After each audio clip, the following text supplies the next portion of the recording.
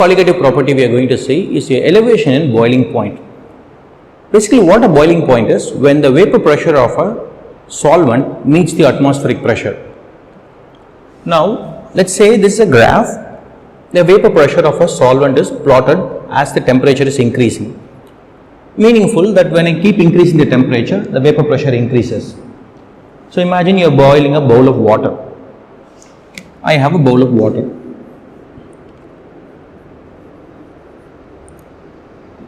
I am boiling it, the temperature is increasing. So, the vapor pressure of this keeps increasing. So, even for example, let's say you have warm water, the vapor pressure of warm water is higher than vapor pressure of cold water. It is not boiling yet, but its vapor pressure is still high. Now, if the vapor pressure is high, what it means is the amount of liquid that can go into vapor increases. If it completely goes, that's when your boiling point comes, but it doesn't have to completely go. If you keep increasing the temperature, the vapor pressure goes up, the rate at which evaporation happens goes up. Hence, the lakes tend to dry out in summer. So, the vapor pressure keeps increasing and the atmosphere says stay down. Okay. Atmospheric pressure is pushing it down, this wants to go up. So, when can it successfully go up completely? When it meets the atmospheric pressure. So, it can meet the opposing force. So, anything above that, it can easily go. So, this is my tracing of vapor pressure, and my vapor pressure is going to meet my atmospheric pressure right there. Okay. And that particular temperature is your boiling point. Okay. So, boiling point is nothing but the temperature at which the vapor pressure of a given system meets the atmospheric pressure. Now, we just saw in a previous colligative property, vapor pressure decreases when you add a non-volatile solute. So, if I add a non-volatile solute, my vapor pressure is going to decrease.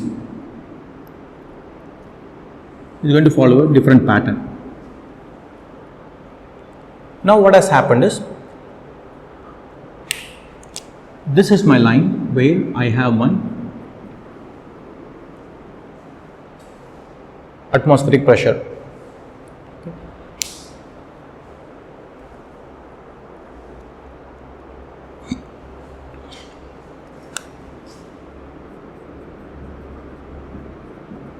So, in our first case,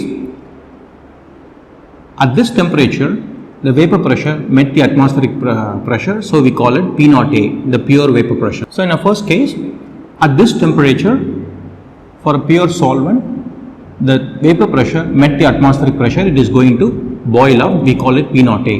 But at the same temperature, if you see,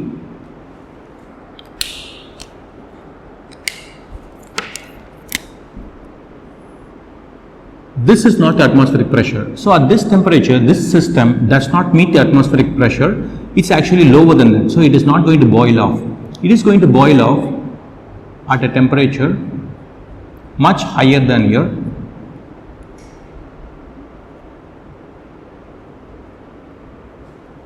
original solution, original solvent. So, this is solvent, this is solution. So, the more the amount of non-volatile solute I put in, for example, a third graph, I put in even more salt, for example, my vapor pressure further decreases. For a given temperature, see the vapor pressure used to be here, it has decreased even more. So, I have to heat it even more, I keep heating even more, so my given system's vapor pressure meets the atmospheric pressure. So, this system is even more solute present, so it is going to boil off at a, let's call it T2S Vp, doesn't matter. Okay. So, now what it basically says is the boiling point is proportional to the amount of solute you are going to put in. We can also say the change in boiling point. Okay. So, the change in boiling point that you are going to see is proportional to the amount of solute present in the system. This forms the basis for the mathematical formula for calculating elevation in boiling point. The change in boiling point is also called elevation in boiling point because the boiling point keeps elevated, goes up. So, the elevation in boiling point is given by delta Tb equals Kb times m times I. Here I stands for Van't Hoff factor. We will see this separately. M stands for molality, we saw in the previous lecture. Kb stands for ebullioscopic constant. Boiling point constant or ebullioscopic constant. Now the most important thing that you want to remember is delta Tb is affected by solute, M is affected by solute, I is affected by solute, Kb is purely a solvent property, does not change depending on what solute you do. For example, you take salt water, your friend takes sugar in water, your other friend takes a different salt in water. I values can be different, concentrations can be different, hence delta T can be different, but all solutions are the same as long as the solvent is the same. Let's say water, Kb is constant for all of them. Now this formula can be further expanded. Delta Tb equals Kb times molality is moles of solute over kilogram of solvent times I. Moles of solute can be written as mass of solute over molar mass of solute I by weight of A in kilograms. This is essentially the formula that keeps coming over and over again. Always remember, whatever you get delta T, you add it to the pure boiling point to get a new boiling point. For example, if the system is aqueous, pure boiling point is 100. Meaning, if I calculate this to be 3.5, the new boiling point is 103.5. Straightforward calculations.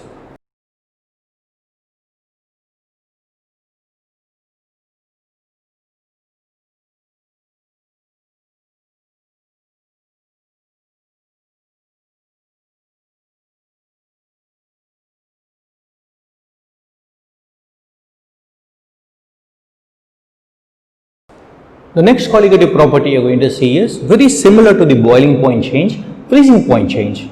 However, your boiling point is changing, the freezing point changes exactly same, just in the opposite direction. Boiling point goes up when you add a non-volatile solute, freezing point goes down when you have a non-volatile solute. The best example of that would be when you live in countries where it gets extremely cold and you get snow. The snow, when a vehicle goes on it, melts into water because of the pressure, it melts into water. After the vehicle is gone, that water, due to the temperature outside, it becomes ice again. Snow is not dangerous, but ice is dangerous because snow is not slippery, whereas ice is very slippery. Even when you walk, you are going to slip. Imagine a car putting a brakes on, it will skid. So this is actually a very, very dangerous thing, particularly in northern countries. If you see, they have something called black ice. It will look exactly like the road, black color road. There is a very, very thin layer of ice. You won't even be able to see that there is ice. You brake normally and the vehicle will skid and go and hit the vehicle in the front. So a lot of accidents happen. So how do they take care of this issue? For example, there is a lot of snow on the road. You have these snow plowing machines. They'll take the snow and put it on the side. That's fine. But how about that small layer? You cannot sweep all that. So what they do is the governments have vehicles that go and throw salt on the road. By adding a salt, what has happened is the freezing point has gone down. Now let's say, for example, outside the temperature is -10. Now you have added salt so that the solution that has formed, the melted ice with the salt, now the solution that has formed, its freezing point might be -15 right now, so it won't freeze. Let's say in another place the temperature is -25, which is actually common. In Canada, when I was there, it used to go to around -30, -35 degrees Celsius. It's pretty cold. So then what you need to do is you need to put more salt.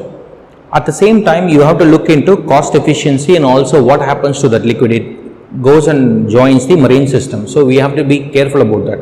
So what we do, you not only try to put more salt, but you can also put a salt that has higher I value. So we'll see that right now. Now you have seen here boiling point equation, which was delta T equals Kb times M times I. For a freezing point, just small changes, that's all. The change in freezing point is still proportional to the amount of solute.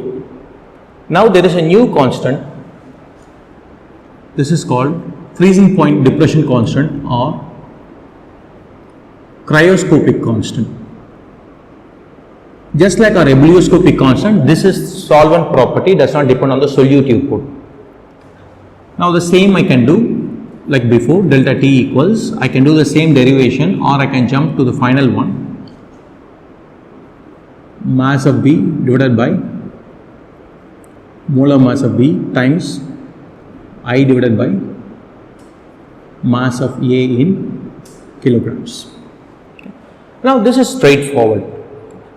Now what all is common compared to before? This is common, this is common, this is common. This is for the most part common, we'll get to this. The Kf changes accordingly, delta T changes. So we can relate the delta T B versus delta TF. Straightforward calculations you use this, but we can relate these two. I'm going to write the equations. Delta TB equals Kb times M times I. Delta TF equals Kf times M times I. Delta TB divided by Kb equals M times I. M times I equals delta TF by Kf. So I can say delta TB divided by Kb equals delta T F divided by Kf.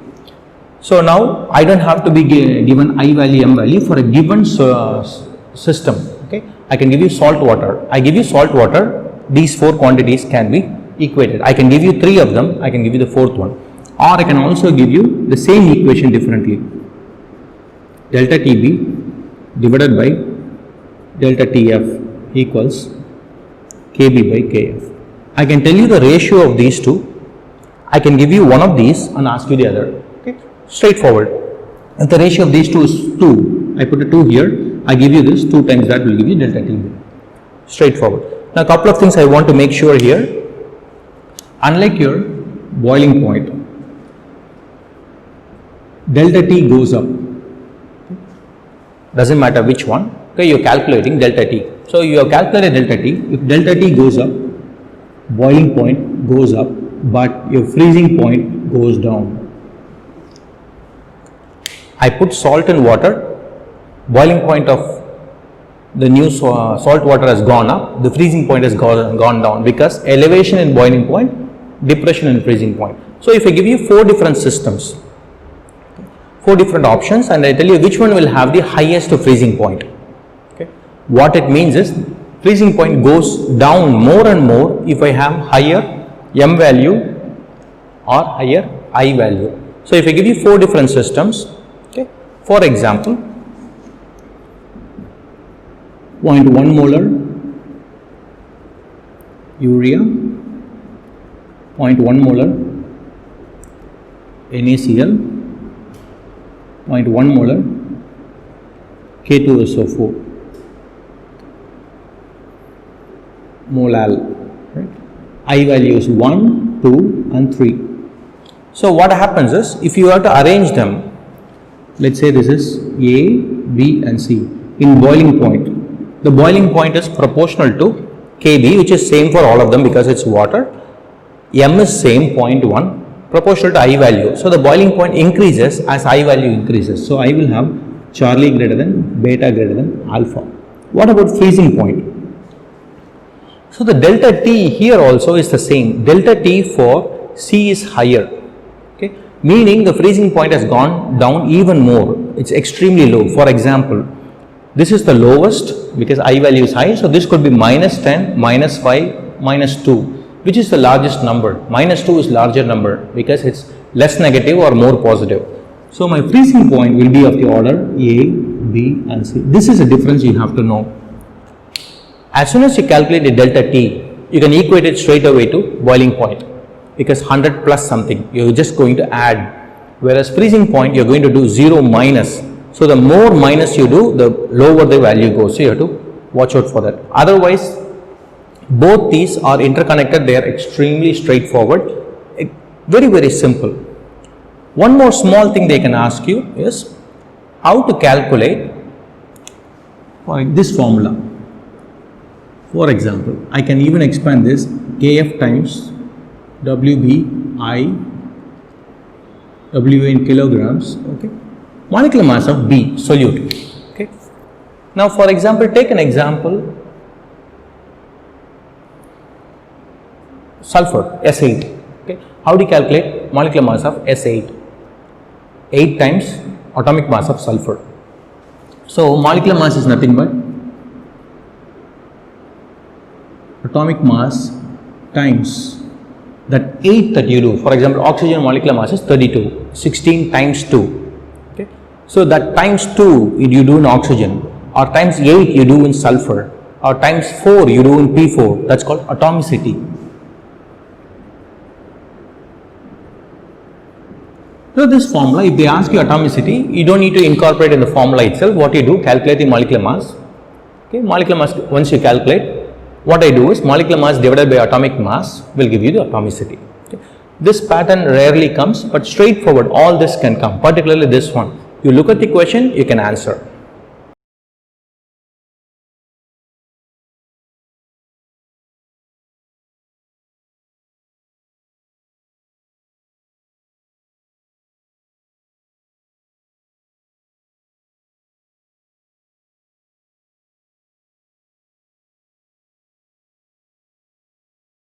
Let's look at a couple of previous year problems to practice what we just learned.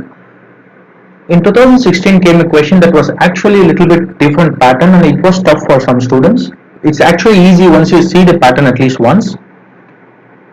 At 100 degrees Celsius, the vapor pressure of a solution is given for a given amount of solute in water. What if Kb is given, what is the boiling point? So this is actually two colligative properties in one. It's still the same system. So what I know right now, vapor pressure of a solution. Okay, so this is Ps. So what I have is P0 minus Ps divided by P0 equals mole fraction of solute. Our P0 is 760 because it is water. 760 minus 732 divided by 760 equals chi B. So here, if you see the change, about 28 it has dropped. 28 is not a lot compared to 760, meaning the change in vapor pressure is very low. That tells you the amount of solute in the solvent is very low. So NB by Na plus Nb is approximately equal to Nb by Na, because Na plus Nb approximately equal to Na because Nb is very small.